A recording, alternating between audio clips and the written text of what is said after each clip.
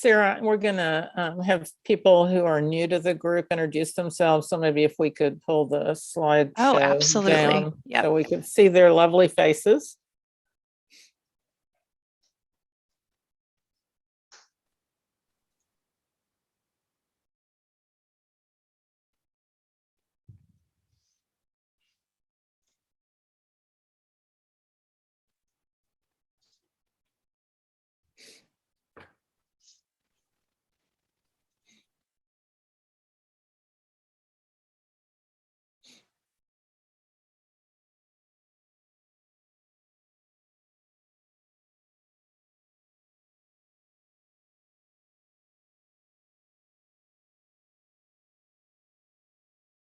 Okay. Give it one more minute and then we'll get started.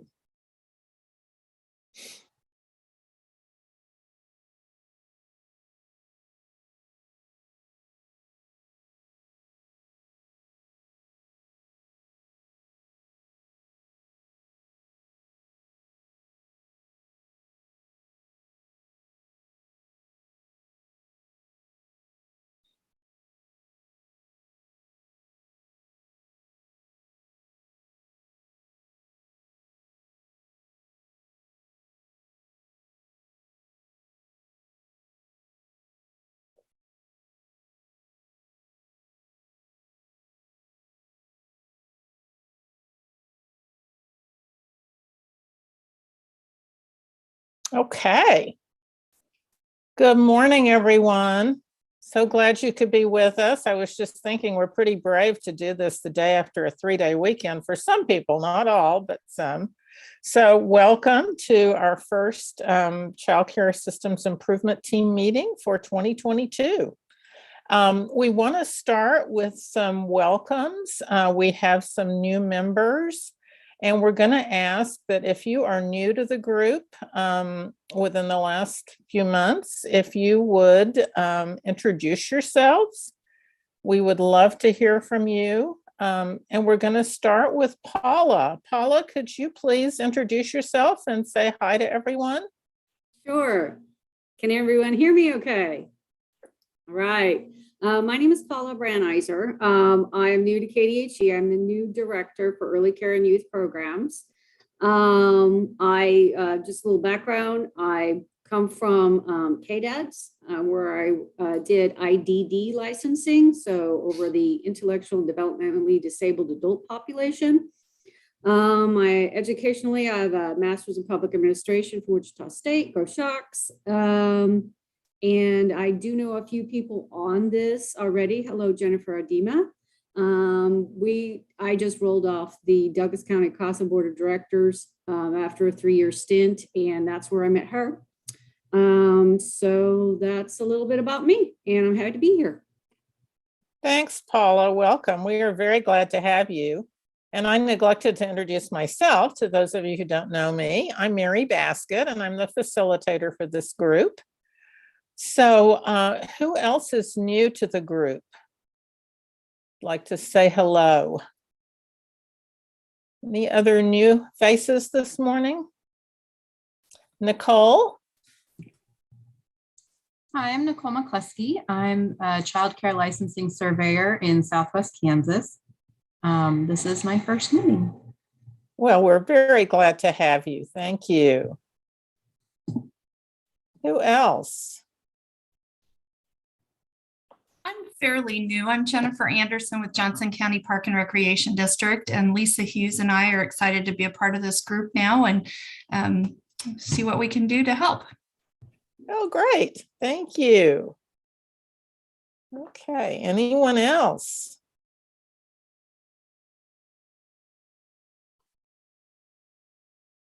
I don't see any other hands or waves. We have someone in the chat, Isabel.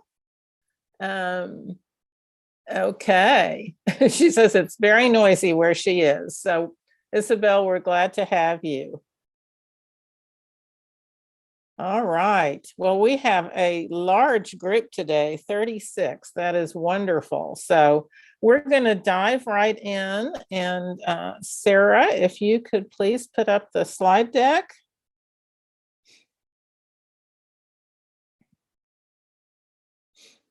All right. So a quick look at what we're going to be doing today. We're going to do a quick overview of the work groups. As you all know from the emails we've been sending out and your responses, we've made some changes to the work group. So we're going to talk a little bit about that and what we hope to do over the next few months. And then Sarah Gardner is going to lead us in a presentation about what's going on with career pathways. And then we're going to spend an hour in our work groups. So we did our welcome again. Thank you. So as you know from the emails, we are continuing with 2 of our work groups, but making one change. So we have public awareness and messaging. That is a new group that has grown out of the work we've done so far and has a real focus on, as it says, awareness and messaging. We're continuing regulatory standards and best practices. And we're also continuing, I think on the next slide, there are starting and maximizing childcare businesses. So you've all had an opportunity to express your preferences, and we've done our best to accommodate that. Are those. So when you get into your work groups, you'll have a few new faces. So we'll get everybody on board and into the work groups. So what we're going to be doing starting today in those work groups is evaluate. We're going to be looking at what we have done very quickly, just a quick review to get us all back kind of on the same page. We have made, the CCSIT has made 14 recommendations so far. We're very proud of those. So that we will be building on that work and also moving forward. We're going to follow the same process that we've used through the previous 2 phases, as we call them, which are about a quarter, 3 months each. We will be developing ideas, seeing which of those seem to fit with recommendations, and then advance those forward. And then at the end of March, after 3 months, as we have done before, we're going to kind of see where we are, see if we need to continue with existing work groups, or as we have just done, make some adjustments. The other big change is that we will be every 3rd meeting now will be held in the evening. We spent quite a bit of time looking at time preferences, and we are very, very aware and sensitive to the fact that some people who we really want to be participants just cannot meet during the day. But then we have other folks that cannot meet in the evening. So we came up with what we hope will be a good compromise of every 3rd meeting will be held from 7 to 8:30. And I think we're going to go ahead and take a quick look, because we're not going to come back together as a full group. Look at those meeting times before we go to Sarah. So Sarah, if we could just flip over to those dates. I think it's the next slide, I hope. There we go. So you've gotten these in your email, but just want to again remind you of what our schedule looks like. And we will continue to be meeting by Zoom. So that kind of sets us up for where we're going from here. And are there any questions or comments? All right, I am going to turn it over to Sarah Gardner, and we're going to hear about career pathways. Thank you so much, Mary. Let me just switch to my other slide deck here. I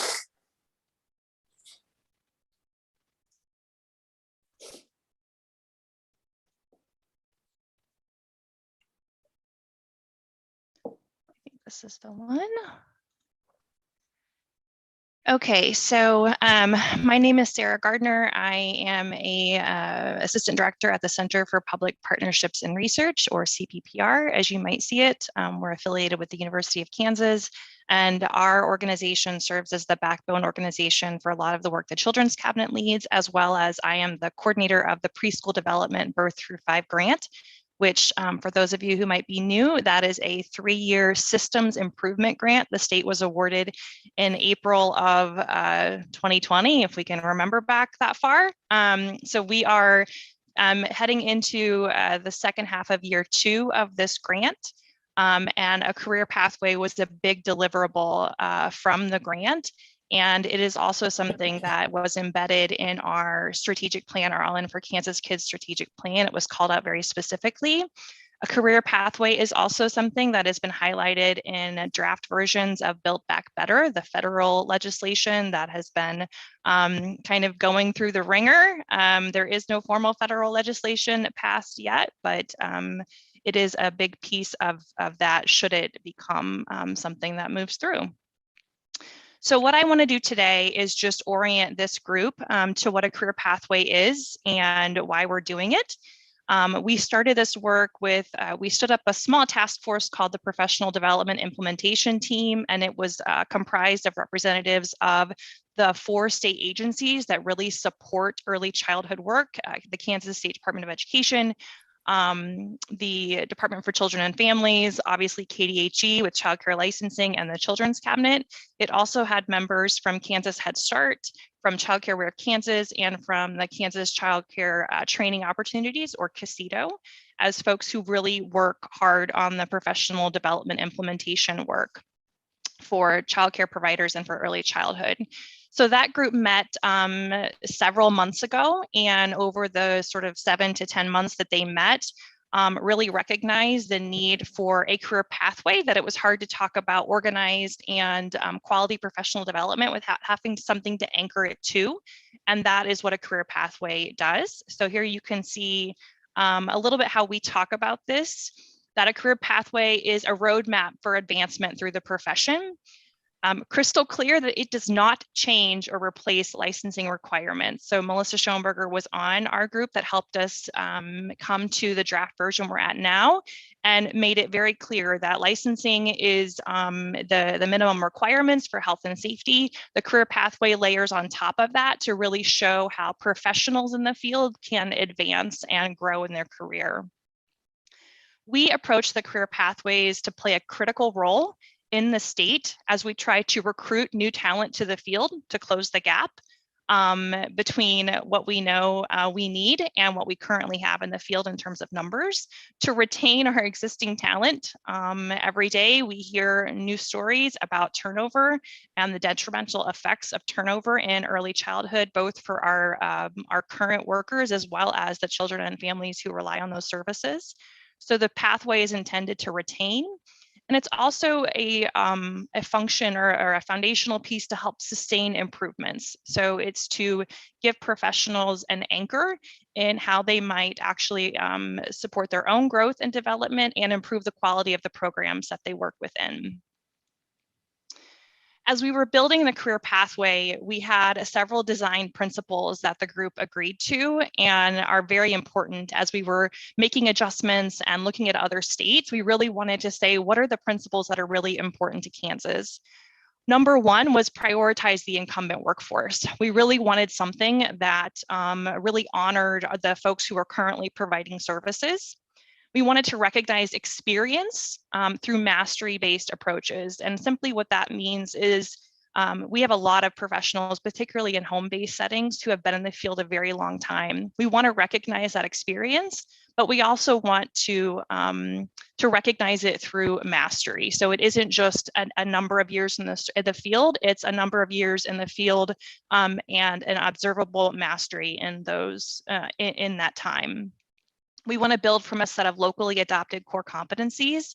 If anyone is on the Workforce Development Advisory Group, which also meets on a monthly basis, that is a group that is diving deep into the core competencies, which is just a set of competencies that the field can anchor themselves to. We wanted the pathway to include multiple entry points. And by that, we mean that no matter where you are in the system in terms of being a provider or a professional, that you can see a way onto the pathway, that it doesn't feel inaccessible. We wanted to include opportunities for job embedded coaching and mentoring. We recognize the important role that mentors and on-site coaching can have with professionals, not just in early childhood, but in all kinds of fields. You see the benefits of learning from others and our peers who've been through the process. So we really wanted to add that to the pathway. And that each level is meaningful and perceived as attainable. So nothing feels too far out of reach, but yet each level feels like I'm taking a meaningful step in my career as I advance. Oh, that's just another duplicate of that. I apologize.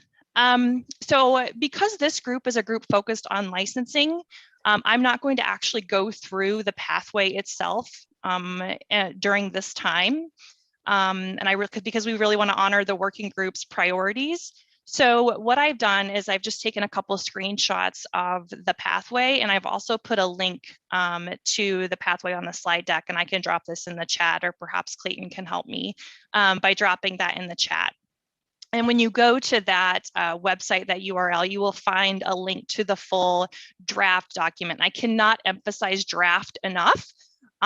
This is something that we've worked really hard on with a handful of folks, but we know that it needs to be stress tested with those who are really going to be impacted. So over the next couple weeks, we will be having some feedback sessions specifically for childcare providers and professionals. And I will put those dates. You could also find the dates for that in the URL.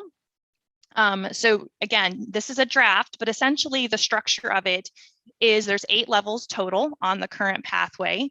And you can see the first 4 levels here. We tried to simplify the language. We tried to make it really direct and meaningful. So you'll see that there's a pathway for that recognizes formal education. And there's also a pathway that recognizes experience and mastery. And that's kind of the dark blue at the top and more of the light blue at the bottom. And then below it, you will see what are those specific things needed or required to achieve that status. You'll also see a blue bar with dollar signs on it. We recognize that this is not a requirement necessarily, right? The licensing really is the requirement for early childhood childcare professionals. We would like for the system to advocate for financial incentives to improve quality. So as people advance along the pathway, we would love to offer some financial incentives for that advancement along the pathway, so that we're not suggesting that people do more to improve quality without actually being compensated for that effort. This is the second half of the pathway. So you can see where the level 4 is really the top part of experience plus mastery, and level 5, when you get to level 5, we start to see more of an emphasis on formal education and higher education. And you can see the details of all of this when you look at the draft and the link. As I mentioned, draft, and we're getting some feedback from professionals. So there are 3 feedback sessions. One is this Saturday morning at 10. One is next Wednesday evening, I believe at 6:30 or 7, and then one is next Friday at 10 in the morning. So we tried to be accommodating to when professionals would be available to attend. It won't be the only opportunity for professionals to provide feedback, but it's difficult for us to move forward with any level of implementation of what this might look like without actually getting the field's reactions and thoughts on this. So we'll facilitate 90-minute conversations with those folks. We also have the Workforce Development Advisory Group that we are going to be sharing this with in January. And then we are tentatively scheduled to present this to the recommendations panel in February. All 3 of those feedback sessions will dive deeper into the actual pathway itself. We'll have some facilitated questions around language, facilitated questions around how this feels. Do you see yourself in it? Does it recognize your unique experience and expertise? And is it meaningful to you? So those are kind of the core of the questions that we will be asking. If you have any questions about the pathway itself, or our efforts, I openly invite everyone to, you can reach out to me, you can reach out to Hannah McGahey, who's the workforce coordinator with the Children's Cabinet. Again, we didn't want to take up a lot of this group's time with the details, so I would encourage you to look at it. And we are also thinking about who else needs to have formal feedback sessions, training groups, other PD folks. So that's my presentation on the career pathway, and I will stop share and see if there are any questions about that. Sarah, CCL did push it out to our surveyors and our providers to get Awesome. to. So we are hoping to get lots of good participants to give you feedback. Just Great. even curious, see lots of providers on here and they would be very interested. Brett Schmidt, I hope you can go. Calling out you specifically, Brett. You're on my screen. So really excited. This has been a long journey and it's just awesome to see it in place. Thanks, Melissa.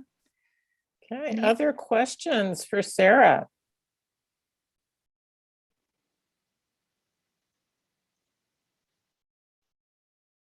Okay, I don't see any others. Sarah, thank you so much for sharing that. Really helpful. So we are a little early going into our groups, but I think we have all experienced that we never seem to have enough time. So that's a good thing. So for those of you who have not been through this before, each of the three groups has a facilitator. We take copious notes and those are all summarized and sent back out to you. Also, the facilitators and work group leaders often meet in between meetings just to see where do we have commonalities, where are there crossovers among groups. But for this meeting, we will not come back to the full group at the end. So at 11:30, if you're ready to wrap up, then please go ahead and do that. And then in future meetings, we will have an opportunity to come back as a full group and do some sharing. But today we're going to take all of our time to work in our group. So with that, Mary, Clayton, can I sure, just interrupt Sarah. real quick? So we, as facilitators of the groups, we've had a little bit of a shift this morning with some personal stuff happening with our facilitators. So we're going to adjust just a little bit. And so I will be facilitating the Starting and Maximizing work group. We will not have a formal facilitator for the campaign or the PR marketing campaign working group. However, we are going to have a presentation in that group. And so I want to actually introduce those folks right now so everyone knows what is going on with that. So one of the recommendations coming out of the work groups in the fall was really the need to raise awareness about the importance of licensed childcare and the role that licensing plays. So that's something that's really, really critical, and that will be the focus of that working group going forward. But for today, there has been efforts in the system to help streamline, broadly speaking, the early childhood messaging and the places that families, communities, and professionals get resources in the early childhood space. And that effort is called Navigate EC, or Navigate Early Childhood. It's really exciting. We have brought on Trezolo, which is a marketing company out of the northeast part of the state. And they actually built the All In for Kansas Kids work. If you've been involved in building that brand, you may be familiar with them. But I'm going to let Natalie, if you would just introduce your team really quickly, that would be really lovely. If I could unmute myself first, that would be helpful. So hi, everybody. I'm Natalie Long. I'm an account director at Trezolo. And as Sarah mentioned, we've been working with the CPPR group on the All In for Kansas Kids brand. We've also worked with them on 1-800-CHILDREN, and we're excited to work with them on Navigate EC. And so I'm joined with me by Josh McCoy, Josh, if you want to wave it, there's so many people on the screen. I don't know if we can see, but Josh McCoy leads our digital group. And so he's going to be working with me to coordinate a deep dive discussion today, as well as Taylor Smith, who is a digital project manager on our team, also working on the Navigate EC website. And then Libby Schrader, who is an account coordinator who's working very close with me on the research and strategy. So thank you for having us today, and just wanted to share who is going to be with us in that group. Awesome. Thank you so much, Natalie. So for folks who are who are signed up for that campaign group, you will be going into a working group without a formal facilitator. So appreciate your willingness to adapt and be flexible for this meeting. Know that we want to talk very in depth at future meetings about what a licensing PR effort would look like. But a lot of what Natalie's team is working on with Navigate EC is going to dovetail really nicely into how the system experiences the messages of licensing. And so we really want your feedback, and Natalie will help, her group will help drive a really rich conversation. And you'll get to learn more about what that looks like. So I just wanted to put that plug in and ask for people's grace as we go forward this morning. So thank you all for that. Jen, will that presentation be recorded? I don't know the answer to that. Hopefully we can make that happen. But at the very least, Natalie and her team are pros at this, and we can take or send out good notes, and we can also schedule other presentations for folks if there is interest. So it will not be something that only that group will hear, but I don't know if it will be formally recorded. So that's my stuff, Mary. I will turn it back over to you. Thanks, Sarah, for getting us up to date. And thanks, everybody, for your flexibility. Okay, with that, Clayton, who is our Zoom master, is going to organize us into our 3 groups. Have a great experience and a great rest of your day.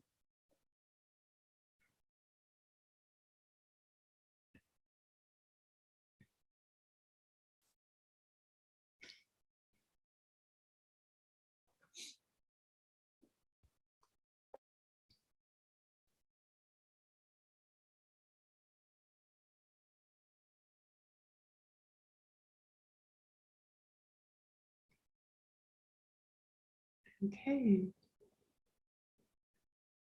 I think this is the group, and hearing from Sarah that there's not an official moderator, we'll just kind of jump into this if this sounds good to you guys. So thank you again for having us here. We're looking to gather a lot of helpful and valuable input throughout this process. I do see a couple familiar faces, so it's great to hear that we're kind of getting some of this cross-group feedback. And so I just wanted to start off with a little bit of information on the initiative that we're kind of putting together, and just kind of how this information is going to be used. And so first of all, our team is really working to build one website that connects, families, providers, the communities to that early childhood resources. And so this is a project that was started in 2021. We came up with a brand, we came up with the name with Navigate EC, really from a lot of insights that people were, from both either the provider side or as well as the family side, struggling to connect some of those dots. How do I understand, what's on the child development side from child care? How do we navigate through these different resources that are offered across the state and across different agencies? And so we've been working to put together, one website that really starts to kind of help guide people through that process, to help them understand where those resources are available, what is the most beneficial resource based upon, either the time frame that they're in, as well as what they're looking for in their local communities. And so one thing that we want to do is we are starting using some of the information on the Kansas Quality Network website. So using that as a foundation for some of the resources for early childhood and as well as childcare, but also want to understand how can we take some of the resources on Kansas Quality Network and elevate it to the next level. What are the resources that are maybe missing? What is the information that needs to be at hand? And how can we better organize that information for people who are looking for it? The other thing that we want to make sure is that we're bringing awareness to this resource. And so it's great for us to kind of package this in one place, but if nobody knows to turn there, if nobody knows that it is available, then we have not been successful. You know, we want to not only build this resource, but also bring people to it and making it more of a household name, so that way people can find the information that they're looking for. And so what we're doing is, you know, from an initial stage is talking to groups like this to kind of understand what are those features that need to be included? What are things that we need to say, this needs to be prominent on the site, or this is something that we have seen that people either struggle finding or needs to be clear in terms of the language that we're using. So our team today, we have a handful of questions. We just wanted to guide through a kind of a beneficial discussion to hear from you and get some input from your group. Sarah also mentioned, you know, a lot of the information that you're looking at is more on childcare licensing. So we might ask you in some stages to think more generally about early childhood resources, but then also putting the lens on it in terms of childcare licensing and how do we want to incorporate that information into the website? Because again, we want to hear from kind of your expertise in that area as well. So we'll just kick it off with a question and then get the discussion going. Certainly want to make this more of a dialogue, so please jump in kind of where you feel fit. And so the first question being, in your experience, where do parents and providers get that early childhood resources generally?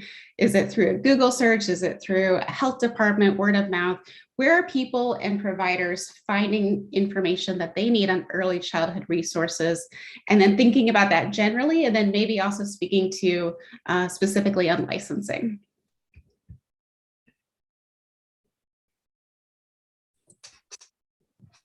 I'll go first, sorry. Providers, a lot of it comes from Child Care Aware. I think that is their go-to fallback, you know, and that's who they look to. And part of that is probably because the state partners with them quite a bit. And it could also be CCSIT, because that's their training partner and that's where they're getting their training resources from. So I think those two for providers are the big fallback. I think the struggle is knowing where the families go and what they're looking for and how they're getting there. Mm-hmm. I would add to that, I don't personally work with the families, I work with the providers. So I would mimic what Rachel said, that I couldn't be real sure, but my assumption is a Google search is probably the starting place for a lot of parents, saying, hey, I'm looking for childcare in this area, simply because we get calls at CCSIT saying, hey, I'm looking for childcare in Manhattan. I'm like, well, we're not actually providing care here. The other thing that I know as a parent, a resource that I used was like a Facebook group for my community, Manhattan, Kansas, childcare with openings or something like that. But it wasn't until I had called several providers to see if they had openings before somebody said, hey, have you looked on this Facebook page? I had no idea it existed. So I think it's another example of resources untapped or unadvertised in a way that's reaching parents. Absolutely. I would echo Chelsea. I think also as a parent, I think for families, I see more and more often, families leaning into those favors, especially like in Lawrence, we have the mommy group. And I think daily I see moving to Lawrence, looking for childcare, who has openings, who has recommendations. I will say that group is also really great about putting in posts and shout outs to Child Care Aware, since they are our referral network within the state, and connecting people. And also I think that those groups, in my personal experience, also do a good job of making sure to, you know, putting advice as far as like making sure to ask if they're licensed and some of those education pieces. And so I see some of those conversations about what to look for, what not to look for, and just who has opening. I will say I see those groups getting more and more popular for recommendations. I don't know if there's any data that aligns any upticks even with childcare wear and the increase in those. I know Childcare Wear Kansas has done some work in trying to work with administrators in those groups, but I would say I'm seeing more and more personally in those groups. Megan, I have a follow-up question because I'm sorry you were cutting out a little bit on my end. In terms of the mommy group that you mentioned, is that more of a formal group or is that more kind of peer-to-peer, kind of coming up organically? Well,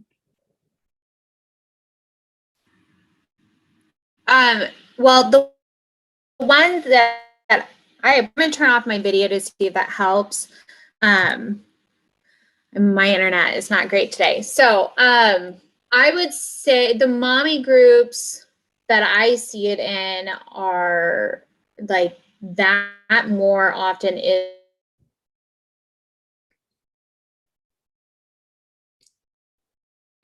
If that's what you were asking. Yeah, I'm sorry you cut out again.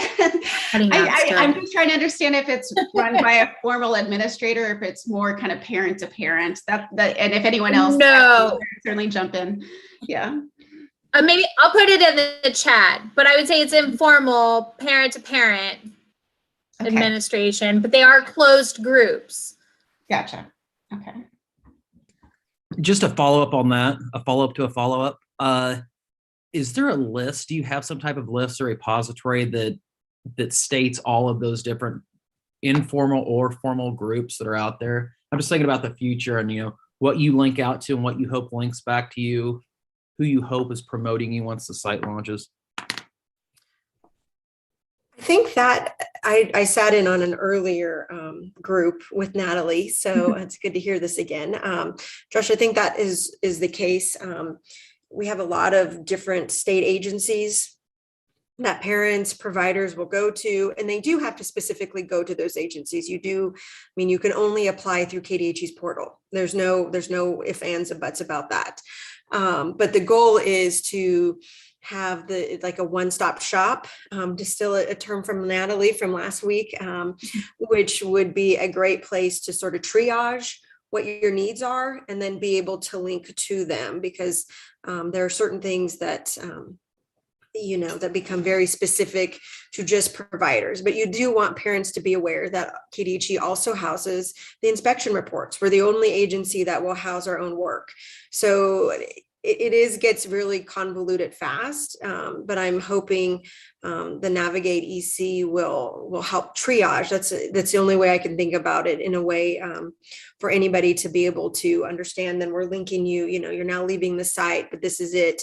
But it gives you that information so that at least when you're Google searching, you can then go to Navigate EC, have some kind of brand. So if we all disappear tomorrow or next month, that the brand would still stay and be able to move whoever's looking for information to the correct website.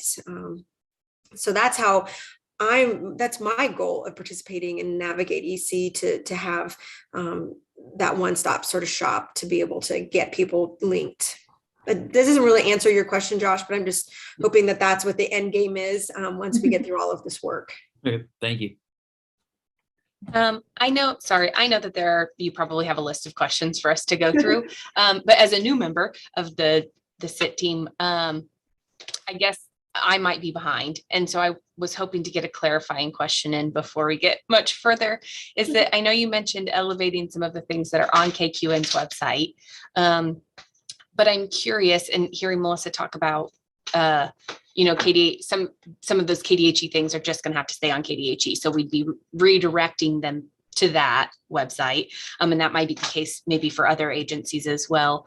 But what happens to KQN when there's Navigate EC? Is Navigate EC being built to replace KQN, or is it to supplement, or are we just putting stuff in multiple places and saying, well, if we get 10 websites, when they Google search, we'll have the whole first page of relevant things? That is a great clarifying question. Yeah. So Kansas Quality Network will go away. So the KQN website will go away and be replaced by Navigate EC. And really the goal is we want, not only to replace KQN, but also to improve upon it. So there's there's multiple resources that are linking out from KQN. And so we want to think of, what are the resources that need to remain on the site? What are maybe some that are outdated and that can just be, kind of close that door and fade away. But then also creating a way that when people go to Navigate EC, that this isn't just a land of links. It's not just pushing you a bunch of different directions. We want to help guide people to, here's a website that's going to inform you on licensing regulations. And here's a website that is going to inform you on, how to find your best childcare provider. Or here's some opportunities to evaluate that in that resource. And so we want the site to not only, again, replace KQN, but to improve upon it based upon the information that we're gathering from these different groups, understand what needs to be part of that, but also future-proof it. So as we think about, 6 months from now, 12 months from now, making sure that we have room for expansion, making sure that we're incorporating anything that needs to be part of that, and also promoting it so that people start to remember, okay, I had this question about when I was finding childcare and I went to Navigate EC. Now maybe I'm 6 months, 1 year down the road and I have different questions, but I'm going to return to that website because I found it as a valuable resource. Thank you for the clarity. You're welcome. Okay, so we kind of answered that in terms of where parents and providers go for resources generally. Do you guys want to kind of inform us even in terms of, what are the resources, where are people finding resources for licensing, for regulations? What needs to be part of the website to make sure that people can find that information readily?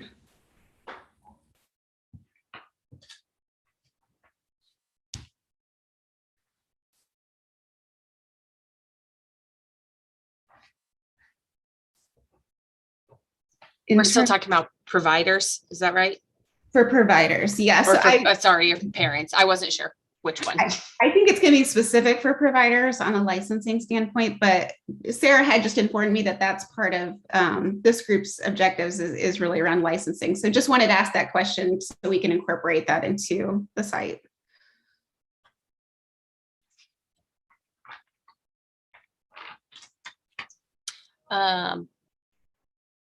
I might be off base here, but what I'm thinking about is the person that's thinking about opening a family childcare program. And while we've got the books and books of regulations, it would be, I think, really helpful for somebody to just know, like, is my house even going to work for this? Like, do I physically have enough space? Do I have the structural pieces in place that I could pursue this without major home improvement? So thinking about maybe those kind of key basic things and maybe getting that information to providers so that it seems like a little bit more like, yeah, I can take this step. This is the first thing I'm going to do. Mm-hmm. Well, Kelsey, I'm just going to still Nadia, I'm going to still 2 minutes. One of the things that we did not get to talk about, and I know you're new to the CCSIT group, is we do have a provider toolkit that the rural group was working on. And so we're working on some of that, which will be housed in one of these websites, obviously KDHE, because they're taking the lead on it. So we are addressing some of those pieces.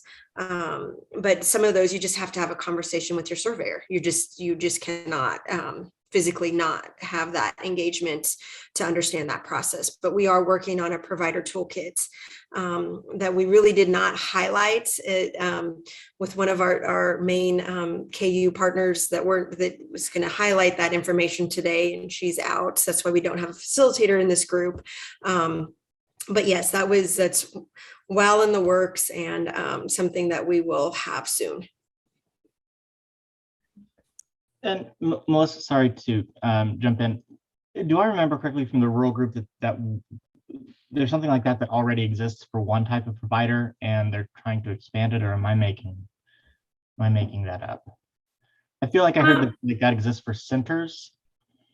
This will be multifaceted meant for both centers and really facilities that are in, back to Chelsea's original comment, back in commercial settings, and those that are in home-based premises, so that we can be able to make decisions pretty quickly of who you need to contact if you're in a in a commercial setting, and then some more subtle nuances for center-based, because there's a big push across the state for homes licenses in non-home-based sort of residential settings. So that's all addressed in the provider toolkit that I just saw last week. And so I think we can talk more about that later. I know Natalie has a long list, so I'm going to just throw it back to Natalie. Yep. Sure. Sounds good. Well, and it sounds like that provider toolkit, if it's housed on the KDHE website, it'd be something we would want to connect to just as providers are looking, or potential providers are really looking for that information to start up. So good. Well, one question that we wanted to ask, and this has kind of been a theme in some of our earlier conversations, and so we have some kind of ideas around this, but just wanted to hear from you as well. In how does early child development, so when we think about those key milestones that are part of, that 0 to 3 or 0 to 5 age, early child development, as well as the child care information, when people are looking for child care, how does that information go hand in hand? Where is there overlap, and where can we best position this for families who are looking for that information?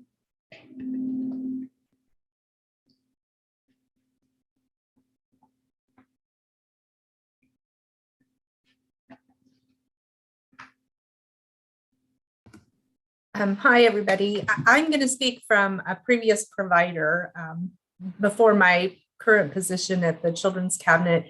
So as a provider, I always felt a responsibility to the families that were in our program to be able to provide resources like that for them when they came to us with concerns or questions or situations that they were trying to deal with.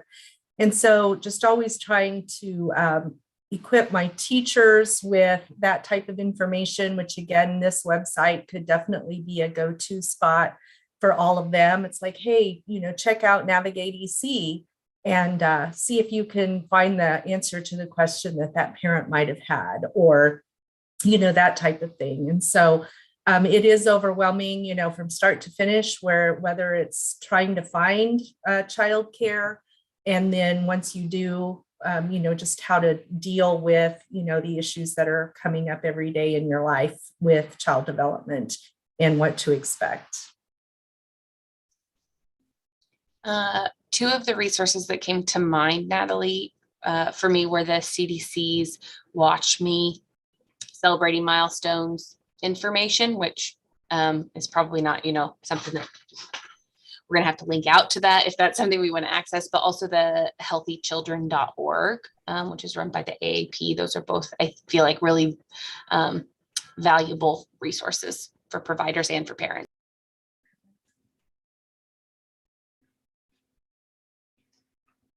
I think one of the things that this website is going to have a challenge is just because, like we said, like we can add, there's this resource and this resource and this resource, and there's so much information available. And so how do we, in a simpler way, help guide people into all the information that's available and share enough that they get their questions answered, but then also, provide links to that more detailed information. So I think it's going to be a walking balance to kind of make sure that we're not trying to put too much information that it becomes, again, then it's hard to navigate through, but giving people that step-by-step resource to get to where they need to go.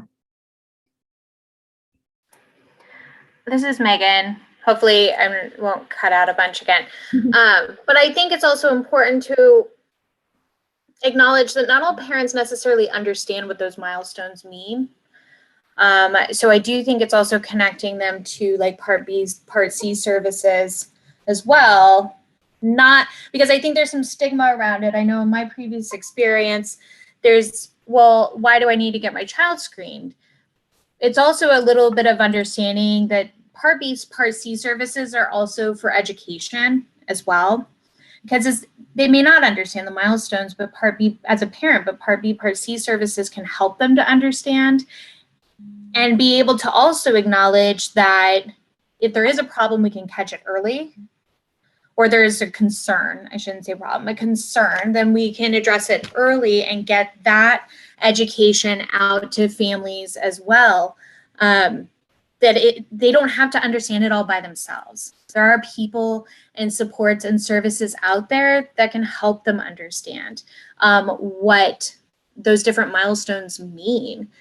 Because I think for some parents, those are really overwhelming. For us early childhood folks, they're easy, they're our bread and butter. But for families, that can be really challenging. And quite frankly, for some providers, that can be really challenging.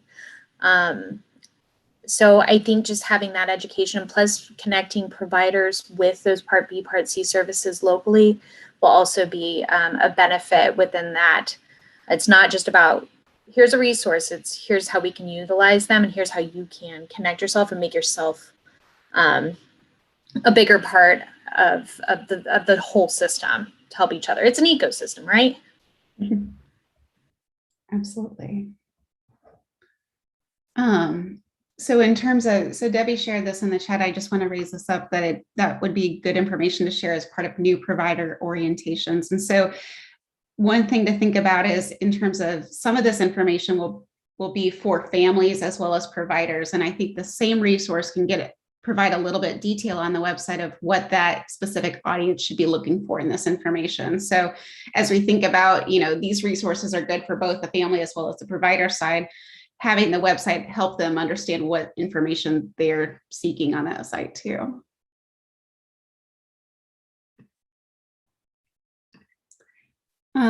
One question that we wanted to ask, because again, we're meeting with multiple groups here, is when we think about the Navigate EC website, and kind of, again, this one-stop shop for early childhood resources, how might a resource like this fit into your group's plans or their audience needs? Like, how can we help kind of cross-promote this site, with some of the plans that this group has made, as well as how do some of the plans that you have might incorporate well into this website? Thing that I guess I didn't introduce myself. I'm Chelsea. I work for Kansas Child Care Training Opportunities. Specifically, I work for the Infant Toddler Specialist Network. And one of the things that we provide to child care providers is a new provider packet, as well as an initial contact packet. Those are what we call them internally, but basically a packet of information that we provide to new to the field, like starting a program provider, and then the first time that we go on site to provide technical assistance. And it's just kind of a compilation of resources, some of them internally developed by our team about,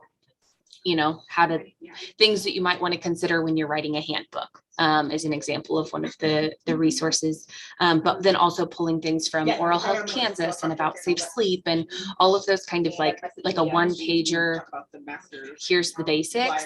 Not that they're not getting that probably in, the foundations module when they're taking their initial training, but just something to have. And I'm thinking that in the same way that right now we reference KQN in that packet, to be able to reference to Navigate EC or vice versa. I feel like there could be a lot of crossover between the materials we keep in those packets versus what's going to be on this website. Perfect. Yeah, no, I think that sounds good. And I think that sounds great. And one thing that we would also look to, again, we talk about future-proofing this, as there's additional resources that your team would be putting together. It'd be great to kind of have that back and forth, that two-way dialogue, so that way Navigate EC has the latest information as well. So. Anyone else want to add to that in terms of kind of ways that they see, Navigate EC fitting into your plans, or things that we can kind of help supplement to make sure that this website has the most latest information? And it will be helpful for us as we do outreach work, probably get back to more of that come June after the legislative session wraps up. But as we go and work with community partners, so I'm talking city council folks, county commissions, economic development folks who want something to be able to hand to potential providers in their local community. I think it will be great to have this tool to be able to share with them. Perfect. Yeah, no, I think that sounds great too. And I think that kind of goes back to that one-stop shop is if we're trying to communicate 4 different websites where they can get the information, if they're all kind of coming into one hub, then it's a little bit easier for, people to remember to kind of, share and refer out to other people, just so that way people are coming into one place and then branching out to really those specific websites for more information.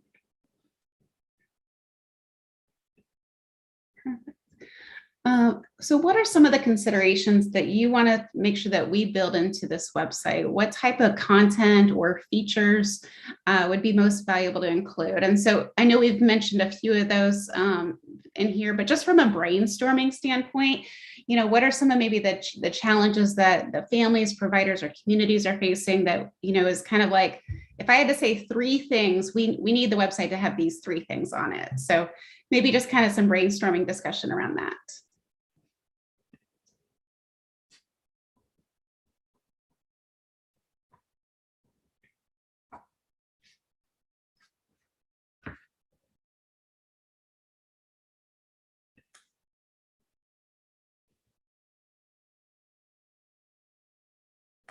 I said 3 things, so everybody's thinking about 3 specific things.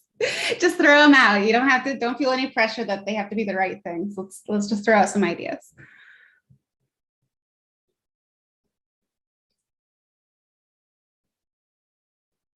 Natalie, I feel like I'm struggling because I depending on the audience, if I'm thinking about providers, I would probably pick 3 different things than I would if I was thinking about parents, because from a parent perspective, finding care, knowing what quality care looks like, and services for their child probably would be the 3 things that, like, do you have a concern? Here's where you go. Here's where you go to find childcare, and here are the things you need to know when you're looking for quality childcare. Mm-hmm. Versus for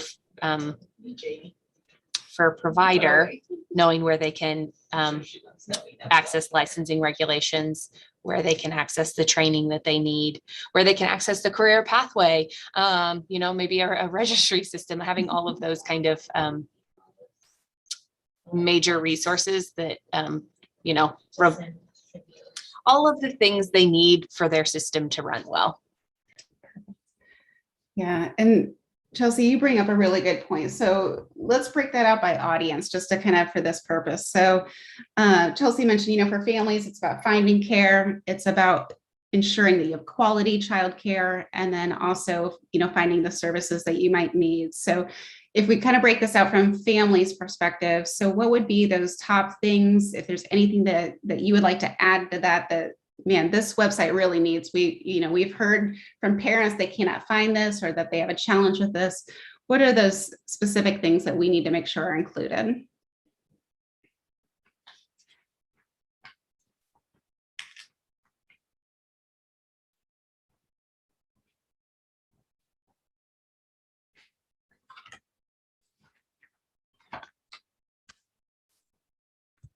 Natalie, one of the things that I would add that parents need to understand or have access is to DCF and understanding the subsidy. We have a portion, that we really on KDHE side, we support you become a licensed provider, and then let's add you to the DCF. You want to become a DCF provider.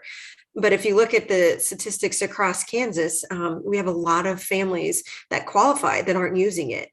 And we need to destigmatize that. So, and that it's okay. And then it's great to then be a provider who offers DCF families. There's just a huge destigmatism about that. And just throwing that information continuously out them in different ways. I don't know how that website could do that, but that's one of the things that families, they're just not aware of resources. They're just looking for care, and they're desperate for care, that they don't think about the other things that support them. Yeah, I was gonna say understanding the support that's available or something like that. Yeah.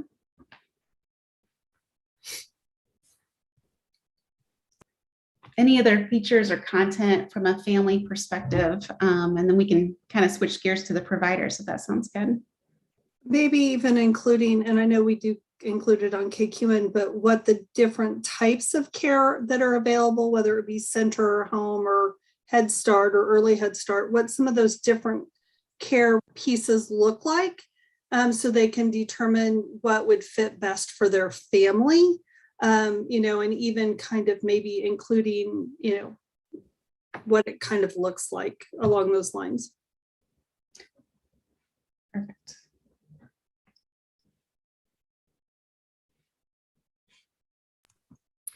Oh, and then even adding a layer to that of, for you, what you just said, Rachel, not just the different levels of care, licensed versus unlicensed. Take an opportunity to educate that in Kansas, you should be licensed unless you have somebody coming to my home. Just some of that different, or your grandparent is watching them, and the difference between a home provider, a child care center, Head Starts don't always have to be licensed in Kansas, doesn't matter. Then that's a good thing. Preschools ran by school districts don't have to be licensed. Just some of those different layers that parents don't understand, but they should. Mm-hmm.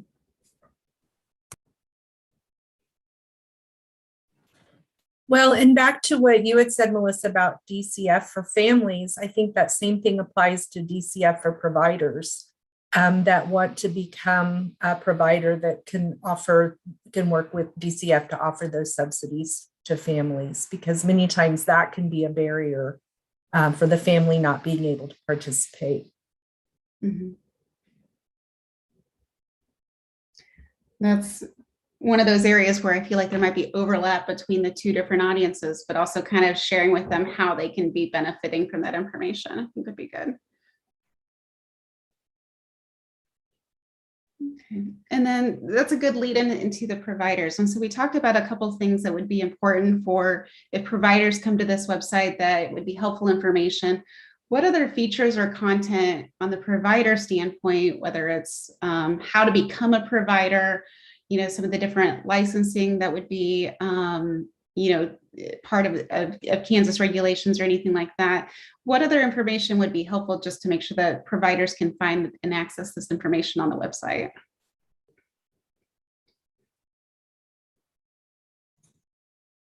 Hey everybody, my name is Amanda Peterson. I'm sorry to be late. Natalie, one piece, we frequently get calls and emails from school districts saying, hey, we'd like to open a licensed childcare facility. And one piece that we really encourage, along with, hey, a good first step is to connect with your local county licensor or surveyor, is being able to highlight the childcare resource and referral agency network and just help them understand, hey, this is a support that's available to you. You don't have to figure it out all by yourself. Here's how you figure out what region you're in, and here's how you get connected with the appropriate agency to be able to really hold your hand and help you step by step through this process. Okay. Is the child care resource and referral, is that part of KDHE, or is that a separate organization, or that's Child Care Aware of Kansas, and then there's 3 additional regional, so Child Start, Child Care Aware of Eastern Kansas, and the Family Conservancy. Okay, perfect. Yeah, no, that's great. Just in terms of pointing them to a resource that'll help guide them through that process.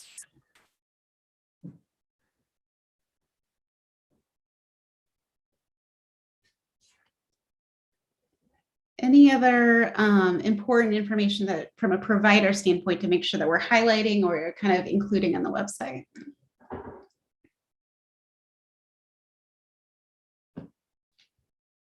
Okay. One audience that we've kind of touched on a little bit, but not in great detail, is we also want to provide information for communities who are looking to either, solve issues of childcare accessibility in their communities, or looking for childcare and early development resources that they can pass along to families and providers. But from a community standpoint, what would be good information that would be good to include on the website, or anything that would be a resource that we would want to point them to?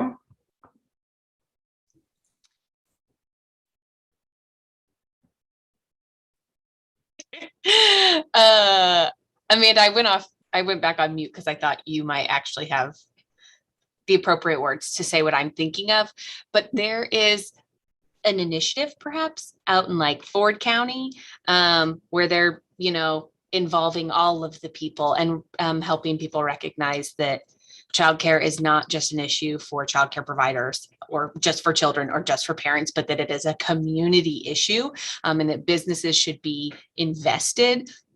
And I believe, and don't quote me on this, that they are working on putting together some kind of toolkit, so to speak, so that any community could say, you know what, we want to get oh, Finney County, thank you, Megan.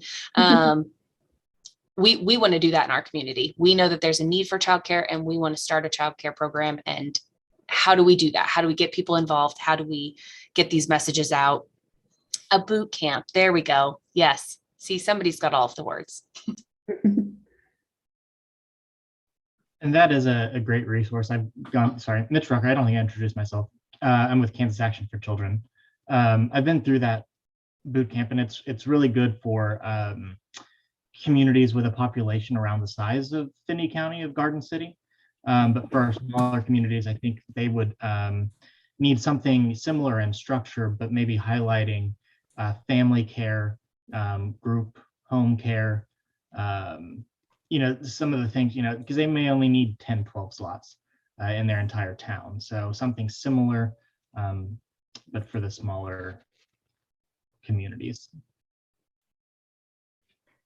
I think, again, the highlighting Child Care Aware of Kansas and the Child Care Resource and Referral Agencies, part of their contract is to be able to help communities work through these kinds of issues. And so in visiting with them, I think they've got a really good sense in terms of what kinds of community conversations are happening across the state. And they're often able to help connect partners, say, hey, did you know that this other person in your community has also reached out with that same question? Let's get you all together. I've got kind of a standard email that we send on this, and I'll take a minute and see if I can get that dropped into the chat, Natalie, so that you have it. Yeah, so that's helpful. Perfect. No, absolutely. And we don't, a big part of this is we don't want to be redundant for any services or resources that are currently existing. So this is also just helping us understand the landscape so we know who to point these questions to, and making sure that we're not being redundant in that aspect. And so we have just a couple more questions. Actually, Josh and Taylor, I want to make sure if there's a chance that if there's any specific questions from a website structure, organization, certainly let me know. I just had a couple more questions on our list, and I know we have about 10 minutes or so left with this group. I don't have a whole lot to add. Some on the call might know, some might not know. We've walked through the current KQN website through analytics and real-time user analysis, user analytics, to understand how people traverse the site now. So today we're kind of listening to you with our big ears, just so we can kind of understand what you're wanting, knowing how people are traversing the site now, and thinking about how we make that journey more effective. I know we're talking about how do we get people to the right resources, how do we educate them on what's in their community. It's the little things that I hear that kind of let us understand what calls to actions or journey starts we should have on a website. So for providers, like understanding what region they're in to kind of put them down that road. You have to understand how you may have hiccups on a website from a developmental standpoint or a design standpoint, where maybe your navigation or your main hero area of the page, first fold as it's called, doesn't simply let people know how they start a process of finding information that they need. And that's something in the user behavior analysis, we took a look at it. Where do people gravitate on a page? What's the content that they're looking for? And as a quick example, and I can't think of the exact page it's on, but there's links to talk about licensing. It's far down the page in a text link. So we did see behavior of people gravitating to that link and clicking on it, but if it's so important, that needs to be higher up on the page. So kind of understanding what our priorities are, what you expect from a user, what you want a user to see and do, kind of helps us line out how we want to design this site. So that's my spiel. Awesome. Well, I think that just kind of helps understand, like, in terms of how we're prioritizing the content and making sure that people can find what they're looking for. One thing, and I just wanted to kind of throw this out to just kind of hear, we're asking the same question with all the groups, but how do you believe that this new website will positively impact families in Kansas? What if we got together 6 months from now, 12 months from now, what does success look like to you? And kind of what do you want to see as a home run for this website? So that way we're kind of hitting those expectations and making sure that we're making this as valuable as possible.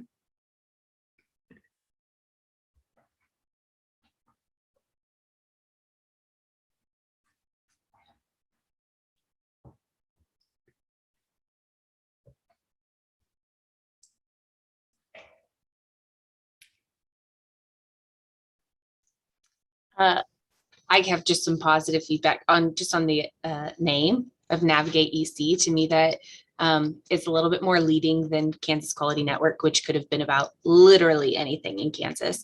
And I see Navigate EC as an opportunity to reach all of the different audiences that we've talked about, because when we're talking about early childhood, this will be your place to go. We want to get people in the mindset that when they think early childhood, that this is where they go.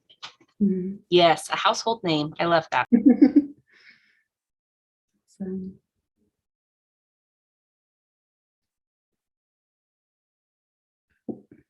Any other objectives or kind of keys to success? To me, it's that awareness standpoint. It's helping all audiences feel like this is a place for them, that it doesn't feel just, oh, I stumbled upon this. The site must be for providers. It's not for families. Making sure that everyone feels welcome there and that they can find the information that they're looking for. Any other kind of outcomes that you guys would love to see, or just things that we need to consider as we move forward with the website?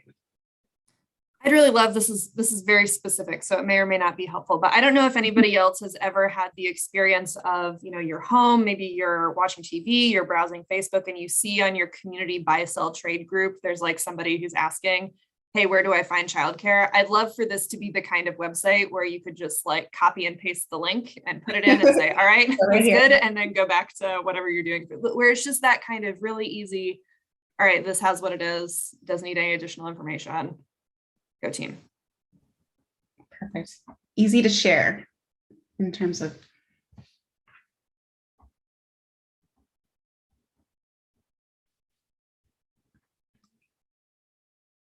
Anybody else have anything to add? I feel like we've kind of gotten some really good, valuable input today, and I know everyone's kind of struggling. Like, what else can I share to kind of help make this a positive thing? So. Anything else that you guys have kind of thought throughout, maybe some questions that we didn't ask that you wanted to share some information just to make sure that we have it captured? Yeah, I think the only thing I have to add, and I'm coming at this from a KQN perspective, so sorry about that, is I think the one piece that KQN really kind of missed, other than calling out what was required for the CCDF funding requirements, was the community piece, because I don't think we really gave enough to help communities, and I think Mitch would be very helpful in that. But how do we encourage communities to encourage childcare within their communities, and how do we help them take that next step? Because I think that's some providers want to provide, but they don't know where to go, and they may not have the resources needed. So how do we help communities make that next step? Mm-hmm. I think that's great input. All right. Anything else anybody wants to add? Otherwise, I think we can kind of wrap up. And again, we're putting together a lot of these themes and insights that we're hearing across groups, across individual interviews, just so that way we're capturing all of this great feedback and incorporating it into the strategy of the website.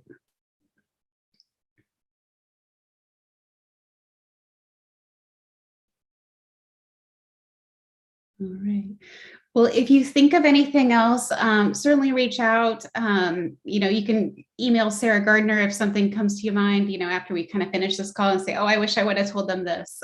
Certainly reach out to Sarah, and she'll pass along that information to us. And then we'll be working through some of these additional group sessions, making sure that we're gathering all this feedback and then incorporating it into the site map. Okay. All right. Well, thank you guys. Thank you for your time today, and we really appreciate the input. Thank you. Thanks, everybody. All right. Bye.